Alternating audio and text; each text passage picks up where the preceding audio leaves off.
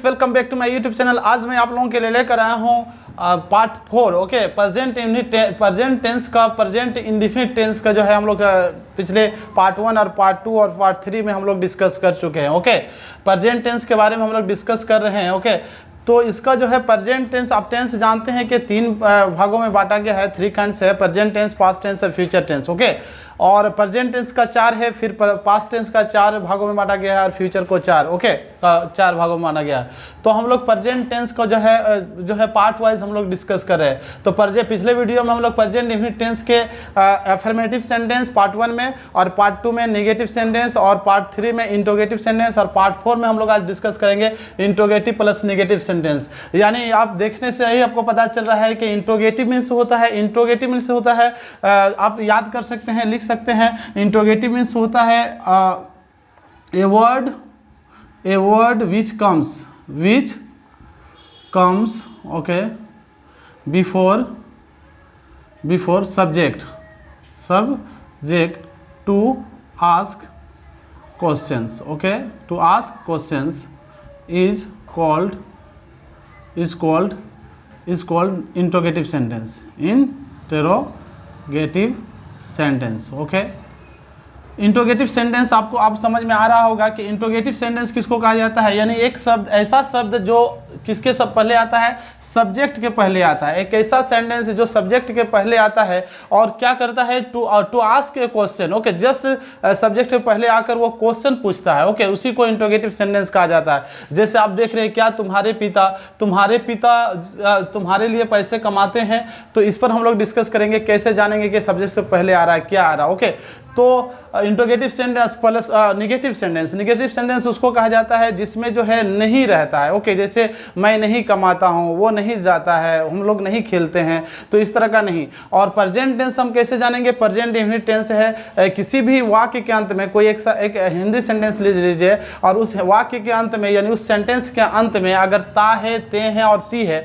अगर ये आप जो है बचपन से पढ़ते आ रहे होंगे, तो उसको क्या कहा जाता है, प्रेजेंट इंडेफिनिट टेंस कहा जाता है। प्रेजेंट इंडेफिनिट टेंस के पहचान आप जान चुके हैं और सीख चुके हैं बचपन से। अब बनाना कैसे है, इसको जो है किस तरह से हम बनाएंगे कि इजी वे में हम समझ सकते हैं और इजी वे में we can speak English frankly without having any kinds of hesitation.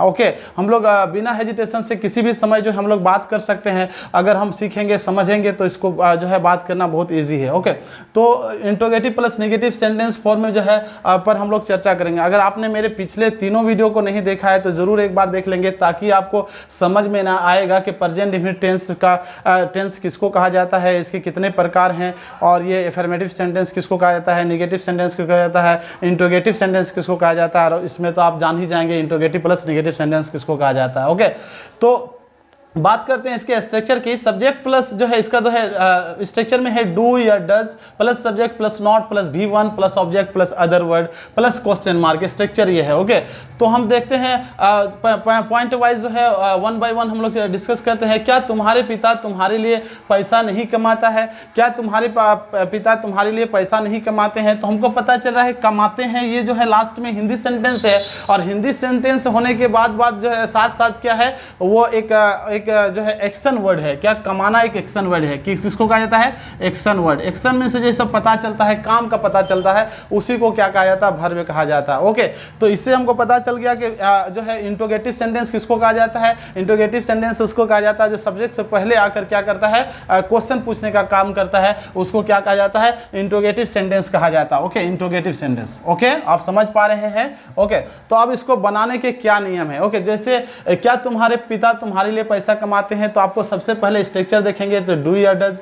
तो डू या डज तो पता जो है हम तो यूज करेंगे ही, क्योंकि करना है, क्योंकि सब्जेक्ट पहले आ रहा है। ओके, ये सब्जेक्ट से पहले ही डू या डज लगाएंगे तो समझ में आ जाएगा कि हम क्या, यानी क्वेश्चन पूछने का काम करेंगे। ओके, तो क्या तुम्हारे पिता तुम्हारे लिए पैसा नहीं कमाते हैं, तो यहाँ नहीं जो है यही क्या हो गया, ये हो गया आपका नेगेटिव, और क्या जो है यही हो गया आपका आपका इंट्रोगेटिव। क्या हो गया? इंट्रोगेटिव। इंट्रोगेटिव सेंटेंस, तो इंट्रोगेटिव जो है क्या करेगा और निगेटिव क्या करेगा? नहीं करेगा। ओके, नहीं पूछेगा। तो इससे पता चल रहा है इंट्रोगेटिव प्लस निगेटिव, यानी एक ऐसा सेंटेंस जिसमें इंट्रोगेटिव भी हो और निगेटिव भी हो, तो उसको interrogative plus negative sentence form में कहा जाता है। इसके बनाने के रूल हैं। ओके, तो हम सबसे पहले जानेंगे कि डू या डज प्लस सब्जेक्ट स्ट्रक्चर के अनुसार हम बनाएंगे इसको फर्स्ट पॉइंट को। तो फर्स्ट पॉइंट में हमको पता चलना होगा, आपको पता लगाना होगा कि क्या तुम्हारे पिता तुम्हारे लिए पैसे नहीं कमाते हैं, तो इसमें सब्जेक्ट कौन है? तो सब्जेक्ट किसको कहा जाता है? पिछले वीडियो में हमने तीनों में डिस्कस किया है। सब्जेक्ट कहा जाता है काम करने वाले को। ओके, तो कमाने का काम कौन करेगा? ओके, क्या ये तुम्हारे करेगा या पिता करेगा या तुम्हारे लिए या मेरे, ऐसा या पैसे, ये ऐसा नहीं है। ओके, कमाने वाला जो काम करने वाला है वो तुम्हारे पिता है। क्या है? तुम्हारे पिता, यही सब्जेक्ट हो जाएगा, ये सब्जेक्ट हो जाएगा। तो तुम्हारे पिता आगे आपको पता चल रहा है कि तुम्हारे पिता को इंग्लिश में क्या कहते हैं? Your father. क्या बोलेंगे? Your father. तो योर फादर आप यूज कर दिए। योर फादर, पिता तो एक होता है, ये सिंगुलर नंबर है। कौन नंबर है? सिंगुलर नंबर है और थर्ड पर्सन है। और थर्ड पर्सन सिंगुलर नंबर के आगे किसका यूज किया जाता है? डू या डज, यानी V5 का प्रयोग किया जाता है, डज का प्रयोग किया जाता है। क्योंकि सिंगुलर नंबर यहाँ होगा तो ये V5 का प्रयोग होगा। क्या होगा? V5, यानी वर्ब के अंत में S या ES लगेगा। ओके, क्या लगेगा? S या ES। तो हम डज योर फादर लिख दिए। ओके, हमको पता चल गया कि डज इसके आगे लगेगा। ओके, सब्जेक्ट भी पता चल गया कि तुम्हारे पिता है। उसके बाद नोट लगाएंगे। क्या लगाएंगे? Does your father not. क्या हो गया? नोट लगा दी हम। उसके बाद वर्ब जो है, वर्ब का पता लगाएंगे। वर्ब में क्या होता है? वर्ब उसको कहा जाता है काम करने वाला जो काम करता है, तो उसको वर्ब कहा जाता है। तो यहाँ तुम्हारे पिता काम करने वाला है, तो इसमें कमाने का कौन काम कर रहा है? क्या काम कर रहा है? तुम्हारे पिता क्या कर रहा है? कमाने का काम कर रहा है। क्या कर रहा है? कमाने का। तो डज योर फादर नॉट, कमाना का इंग्लिश होता है earn. Okay, EARN, earn money. Okay, money, earn money, money means पैसा, अर्न मनी। उसके बाद क्या हो जाता है? क्या रह गया? तुम्हारे लिए। तुम्हारे लिए का इंग्लिश क्या हो गया? For you. क्या हो जाएगा? For you. तो ये हमको पता चल गया और क्वेश्चन मार्क लगा देंगे। क्या लगा देंगे? Question mark. क्या तुम्हारे पिता तुम्हारे लिए पैसे कमाते हैं? Does your father earn money for you. Okay, तो इस तरह से हम बहुत इजी में इंग्लिश बना सकेंगे। क्या आप लोग मेरे वीडियो रोज़ नहीं देखते हैं? क्या आप लोग मेरे वीडियो रोज़ नहीं देखते हैं? तो इसको पता लगाना होगा कि हम इसके आगे क्या लगाएंगे। तो यू के आगे किसका यूज़ किया जाता है? V1 का प्रयोग किया जाता है, यानी डू का प्रयोग करेंगे। क्या करेंगे? पिछले वीडियो में मैंने पूरा क्लियर किया है, कॉन्सेप्ट आपका क्लियर हो गया होगा, आप समझ गए होंगे। तो डू लगाएंगे। डू के बाद हमको सब्जेक्ट पता चल रहा है, क्योंकि देखने का काम कौन करेगा? ये लोग, यही आप लोग करेंगे। तो ये सब्जेक्ट हो गया। तो सब्जेक्ट डू यू हो जाएगा सब्जेक्ट। ओके, उसके बाद क्या स्ट्रक्चर हमारा कह रहा है कि डू या डज का यूज करने का सब्जेक्ट, तो डू या डज और सब्जेक्ट दोनों यूज कर दिए। उसके बाद नोट लगाना है। क्या लगाना है? नोट। तो नोट भी हम लगा दिए। Do you note. उसके बाद वर्ब का प्रयोग करना है। वर्ब कौन है? देखना। ओके, वर्ब क्या है? काम करने वाला जो काम करता है, यानी आप लोग क्या काम करना चाहते हैं, करते हैं, क्या करना नहीं चाहते हैं, तो ये होगा देखना। तो देखना का इंग्लिश होता है वॉच। ओके, जब गौर से हम कोई चीज़ देखेंगे, वीडियो या कोई मैच को देखेंगे, तो उसमें वॉच का यूज़ किया जाता है, लुक और सी का यूज़ नहीं करते हैं। ओके, तो do you not watch. Okay, उसके बाद मेरे वीडियो। ओके, मेरा वीडियो तो माई वीडियोज हो जाएगा। क्या हो जाएगा? यही ऑब्जेक्ट हो जाएगा। मेरे वीडियो ये क्या हो जाएगा? ये ऑब्जेक्ट हो जाएगा। ऑब्जेक्ट किसको कहा जाता है? जिस पर असर पड़ता है, जिस पर इफेक्ट पड़ता है। जैसे इसमें जो है अर्न मनी था, मनी पर असर पड़ रहा था, तो ये क्या था? यही ऑब्जेक्ट था। और ये अदर वर्ड था। क्या था? Other word, OW। तो यहाँ पे मेरे वीडियो तो माई वीडियोज हो जाएगा, my videos. Okay, do you not watch my videos. और उसके बाद क्या रह गया? रोज़ रह गया। क्या रह गया? रोज़। रोज़ का इंग्लिश होता है डेली। ओके, उसके बाद क्वेश्चन मार्क लगा देंगे। हमारा क्या कह रहा है? अदर वर्ड के बाद क्वेश्चन मार्क का यूज़ करेंगे। तो do you not watch my videos daily. क्या आप मेरा वीडियो रोज़ नहीं देखते हैं? इस तरह से हम इंग्लिश बनाएंगे। क्या वो एक नया मोबाइल खरीदना नहीं चाहता है? तो इसमें देखेंगे कि इसमें एक वर्ब का यूज़ होता था, कमाना, देखना। इसमें देखिए दो वर्ब का यूज़ किया गया, चाहना और खरीदना। कभी कभी ऐसा भी बोलते हैं, क्या आप मेरा चेहरा देखना नहीं चाहते हैं? क्या आप मुझसे मिलना नहीं चाहते हैं? क्या आप लोगों की मदद करना नहीं चाहते हैं? इस तरह का हम सेंटेंस बहुत ज़्यादा बोलते हैं। क्या आप खेलना पसंद नहीं करते हैं? तो इस तरह का दो वर्ब वाला ज़्यादा यूज होता है, इसको करते भी हैं। तो हम देखेंगे कि इसमें हमको पता लगाना होगा क्या वो एक नया मोबाइल खरीदना नहीं चाहता है, तो इसमें सब्जेक्ट कौन है? तो सब्जेक्ट कौन, खरीदने का कौन काम करना चाहता है, खरीदना कौन चाहता है? तो वह खरीदना चाहता है। तो ये हो जाएगा सब्जेक्ट। क्या हो जाएगा? ये सब्जेक्ट। तो सब्जेक्ट का ही होता है। और इसके आगे जो है third person singular number number है, कौन पर्सन है, third person singular number, okay, singular number, third person singular number. तो थर्ड पर्सन सिंगुलर नंबर के आगे क्या लगता है, ही के साथ डज का प्रयोग करता है, यानी किसका, V5 का प्रयोग किया जाता है, V3 का नहीं, इसमें V5 और V1 का ही यूज किया जाता है प्रेजेंट टेंस में, ओके, प्रेजेंट टेंस में, ओके। तो डज हो जाएगा DOES, डज ही, उसके बाद क्या लगाएंगे, उसके बाद सब भर्ब लगाएंगे। तो भर्ब कौन है, यहाँ एक भर्ब चाहना और एक खरीदना, तो दो भर्ब इसमें दिख रहा है, तो दोनों भर्ब का हम यूज करेंगे। पहले पहला का यूज करेंगे, पहला क्या है, चाहना, वांट हो जाएगा, वांट, ओके, यहाँ वांट हुआ, उसके बाद खरीदना, खरीदना का क्या होता है, परचेज, परचेज या बाय भी लिख सकते हैं, ओके। तो परचेज लिखेंगे हम, तो दोनों भर्ब के बीच में हम टू लगाएंगे, डज ही, उसके बाद डज ही नॉट, सॉरी यहाँ पे नहीं है, ओके, तो सब्जेक्ट के बाद नोट लगाते हैं यहाँ पे, okay, note, does he not want to purchase. उसके बाद नया मोबाइल, एक नया मोबाइल को क्या कहा जाता है, ए न्यू मोबाइल, ओके। तो बहुत इजी है। उसके बाद हम क्वेश्चन मार्क लगा देंगे। तो does he not want to purchase a new mobile, क्या आप, अगर हम कहेंगे क्या आप एक नया मोबाइल नहीं खरीदना चाहते हैं, तब क्या लिखेंगे, कैसे बोलेंगे, do you not want to purchase a new mobile, क्या तुम्हारा भाई एक नया मोबाइल खरीदना नहीं चाहता है, does your brother not want to buy या परचेज ए मोबाइल।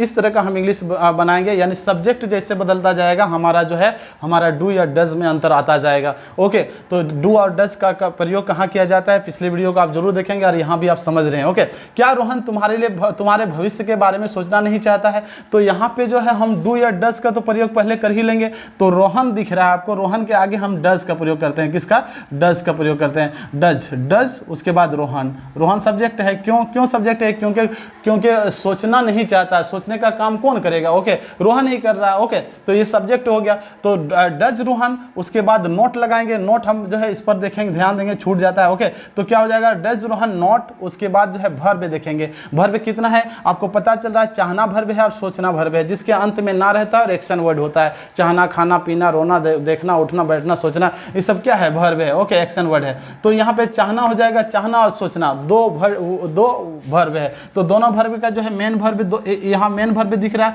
यानी दो भर्ब को हम यूज करेंगे। पहले वांट लगाएंगे, उसके बाद जो है वांट हो गया, उसके बाद सोचना का इंग्लिश होता है थिंक, THIN के थिंक। दोनों भर्ब के बीच में हम यूज करते हैं, सीख गए हैं कि दो भर्ब के बीच में टू लगता है। तो does Rohan not want to think, okay. और तुम्हारे भविष्य के बारे में यहाँ से हो जाए, ये आप ऑब्जेक्ट मान सकते हैं। तो इसमें जो क्या हो जाएगा, तुम्हारे भविष्य के बारे में को इंग्लिश में कहेंगे about your future, about your future. क्या तुम्हारे भविष्य के बारे में सोचना नहीं चाहते हैं। तो does Rohan not want to think about your future, क्या तुम मेरे बारे में नहीं सोचना चाहते हो। Do you not want, does इसमें नहीं लगेगा, यू है subject. Do you not want to think about my future, क्या तुम इस कलम के, इस मार्कर के बारे में नहीं सोचना चाहते हो। Do you not want to think about this marker, क्या आप मेरे बारे में सोचना नहीं चाहते हैं। Do you not want to think about me, क्या आप मेरे भविष्य के बारे में सोचना नहीं चाहते हैं। Do you not want to think about my future, क्या आप मेरे घर वालों के बारे में नहीं सोचना चाहते हैं। Do you not want to think about my family. इस तरह का हम इंग्लिश बोलेंगे तो बहुत ईजी हो जाएगा। यानी डू यू नॉट वांट, जब भी हम ऐसा करेंगे डू यू नॉट का यूज करते जाएंगे। तो आप आई होप के समझ पा रहे हैं। क्या तुम अंग्रेजी सीखने की कोशिश करना नहीं चाहते हो, तो इसमें हमको पता लगाना होगा सब्जेक्ट कौन है। तो सब्जेक्ट कोशिश करना जो है, अंग्रेजी सीखने की कोशिश करना कौन नहीं चाहता है, ये तुम नहीं चाहता है। यानी जो काम नहीं करना चाहता है, तो कौन नहीं करना चाहता है, तुम। तो यू यहाँ पे आ जाएगा। यू के आगे हम अभी बात कर रहे थे कि डू लगता है इसके आगे, ओके। V1 का प्रयोग किया जाता है यू के सेकंड पर्सन और फर्स्ट पर्सन के साथ। V1 यानी भर्ब का पहला रूप का प्रयोग किया जाता है, जिसमें भर्ब के अंत में ऐड नहीं किया जाता है, लास्ट में ES नहीं, ES या S जो है ऐड नहीं किया जाता है, जोड़ा नहीं जाता है। तो डू यू नॉट, इसके बाद नॉट लगा देंगे, डू यू नॉट। उसके बाद देखिए यहाँ पे तीन भर्ब है, चाहना, कोशिश करना और सीखना। तो तीनों भर्ब को हम लिखेंगे वांट हो जाएगा। एक पहला इधर से चलेंगे, एक भर्ब, दो भर्ब और तीन भर्ब, ओके।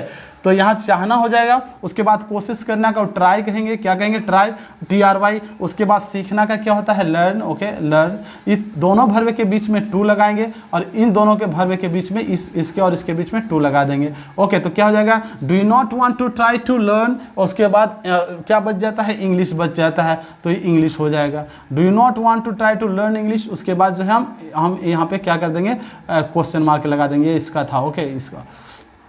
तो इस तरह से हम बना लेंगे। ओके, तो नेक्स्ट पॉइंट को देखेंगे, क्या वे लोग आपका चेहरा देखना नहीं चाहते हैं, क्या वे लोग आपका चेहरा नहीं देखना चाहते हैं, तो इसको हम कैसे बनाएंगे। तो यहाँ पे जो आपको पता लगाना होगा इसमें सब्जेक्ट कौन है, तो सब्जेक्ट कौन आपका चेहरा देखना नहीं चाहते हैं, तो वे लोग, यही सब्जेक्ट है, काम करने वालों को कहा जाता है, यानी देखने का काम नहीं कौन नहीं करना चाहता है, वे लोग। तो इसको लिखेंगे दे लिख दिए। ओके, और इसके आगे हम दे एक से अधिक है, यानी ये पुलर नंबर में है। ओके, कौन नंबर में है, पुलर नंबर में है, सेकेंड पर्सन कहा जाता है, इसको थर्ड पर्सन भी कहा जाता है। तो इसके आगे हम डज का प्रयोग करेंगे, डू का प्रयोग करेंगे, क्योंकि पुलर नंबर है, यानी सब्जेक्ट पुलर नंबर होगा तो वर्ब भी पुलर नंबर होगा, आप याद रखेंगे। ओके, तो डू दे हो जाएगा। उसके बाद नोट का यूज करेंगे, हम डू या डज में एक लगा दिए, डू लगा दिए, उसके बाद सब्जेक्ट लगा दिए दे, उसके बाद नोट लगाना है, क्या लगाना है, नोट। इसको भी याद रखेंगे, ध्यान रखेंगे, यह स्ट्रक्चर के अनुसार ही बनेगा, बदल जाएगा। अगर मान लीजिए आप लिखेंगे डू नॉट दे, इस तरह अगर लगाते हैं तो फिर आपकी गलती हो जाएगी, यह कॉमन एरर हो जाएगा, यहीं से गलती हो जाती है। तो याद रखेंगे आप, यानी जब भी इंट्रोगेटिव प्लस नेगेटिव का जब सेंटेंस बनाएंगे तो डू और सब्जेक्ट प्लस नॉट के बाद ही वर्ब का यूज किया जाएगा। ओके, तो डू दे नॉट। ओके, उसके बाद क्या लगेगा, वर्ब कौन है, किसको हम लोग बनाना चाहते हैं, क्या वे लोग का इंग्लिश क्या होता है, डू दे नॉट आप देखना चाहते हैं, तो वर्ब जो है चाहना और देखना, दो वर्ब है। तो चाहना का वांट हो जाएगा, वांट। ओके, उसके बाद जो है देखना है, सी में से देखना या लुक, और दोनों वर्ब के बीच में टू लगेगा, क्या हो गया, टू। तो दे क्या है, do they not want to see, और तुम्हारा चेहरा क्या है, आपका चेहरा। आपका चेहरा को इंग्लिश में क्या कहा जाता है, योर फेस, योर फेस। तो और उसके बाद क्वेश्चन मार्क लगा देंगे। तो इस तरह से जो है आपका बन जाएगा। इंग्लिश बहुत आसान है बनाना, आप थोड़ा सा देखेंगे, धैर्य रखेंगे, और बहुत आसान है। It's very easy to speak English, अगर आप थोड़ा सा ध्यान लगाएंगे तो। क्या लड़के कक्षा में हल्ला नहीं करते? अब यहाँ पता चलेगा कि यहाँ पे तो मैं, वह, ही, सी, इट का यूज़ नहीं किया गया है, हम लोग का यूज़ नहीं किया गया है, तो इसमें सब्जेक्ट कौन हो सकता है? तो हल्ला करने का काम कौन कर रहा है, हल्ला करने का काम कौन नहीं कर रहा है? तो यहाँ लड़के हल्ला नहीं करना चाह रहे हैं या नहीं करते हैं, तो लड़के का इंग्लिश लगा देंगे हम। यार लड़के कौन, बॉयज है। ओके, बॉयज है, और बॉयज कौन, थर्ड पर्सन और पुलर नंबर है। कौन नंबर है, पुलर नंबर है। और थर्ड पर्सन पुलर नंबर के आगे किसका प्रयोग किया जाता है? ओके, पुलर नंबर के साथ हम अभी बात कर रहे थे कि पुलर नंबर अगर सब्जेक्ट पुलर होगा तो वर्ब भी पुलर होगा, यानी डू का प्रयोग करेंगे। जबकि यहाँ एस लग चुका है, पहले देख रहे हैं वर्ब में ही जो है सब्जेक्ट में एस लग गया, तो सब्जेक्ट में एस लगेगा तो उसमें जो है डू या डज, डू में एस नहीं लगेगा, याद रखेंगे। जैसे अगर पेन्स जो है, पेन्स बनाते हैं, PENS, अगर इसको सब्जेक्ट बनाते हैं तो उसमें वर्ब में एस या एस नहीं लगेगा। ओके, तो डू द बॉयज, द इसमें डाल सकते हैं, do the boys. Okay, do the boys, उसके बाद नोट लगा देंगे, सब्जेक्ट के बाद नोट लगाएंगे, डू द बॉयज नॉट। उसके बाद क्या है, कक्षा में हल्ला नहीं करते हैं। ओके, हल्ला करना का इंग्लिश क्या होता है, मेक नॉइज। क्या होता है, MAKE, make. Okay, NOISE, make noise in the class. कहाँ पे, कक्षा में को इंग्लिश में क्या कहा जाता है, in the class, in the class. तो इस तरह से आपका, उसके बाद क्वेश्चन मार्क लगा देंगे। तो इससे इस तरह पता चल गया कि आपको क्या लड़के कक्षा में हल्ला नहीं करते हैं, तो do the boys not make noise in the class, इस तरह बन जाएगा। तो आई होप कि आप समझ पा रहे हैं प्रेजेंट इंडिफिनिट का इंट्रोगेटिव प्लस नेगेटिव सेंटेंस किसको कहा जाता है। इसमें आपको लगभग मैंने लिख दिया है, प्रैक्टिस एटलीस्ट 50 सेंटेंसेज, कम से कम आप 50 सेंटेंस जो है इस पर प्रैक्टिस कीजिए, लगातार करते रहिए प्रैक्टिस, हमेशा बोलते रहिए, keep talking every time with your friends in English. Okay, ताकि आप इंग्लिश सीख सकेंगे। हाउ टू स्पीक इंग्लिश और हाउ टू लर्न इंग्लिश, यहाँ भी आपका दिया है, इस पर भी थोड़ा ध्यान देंगे। हम इंग्लिश कैसे बोलें और इंग्लिश कैसे सीखें, इस पर चर्चा करेंगे। ओके, हम लोग चर्चा कर रहे हैं। स्पोकन क्लास ही ये है, एक तरह का है। हाँ, okay, it is just like an spoken class, it is just like a spoken class. Okay, talk to your friends every time in English, ताकि आप इंग्लिश समझ सकें। और अगर आपने अभी तक मेरे चैनल को सब्सक्राइब नहीं किया तो सब्सक्राइब कर लीजिए, दोस्तों को शेयर कीजिए। आई होप कि आप समझ पा रहे हैं। आपके लिए जो है मैंने ये फोर सेंटेंसेस आपके लिए छोड़ा है, इसको आप बनाएंगे और कमेंट बॉक्स में इसको जो है बना के जरूर जो है आप मैसेज करेंगे। Thank you, have a nice day.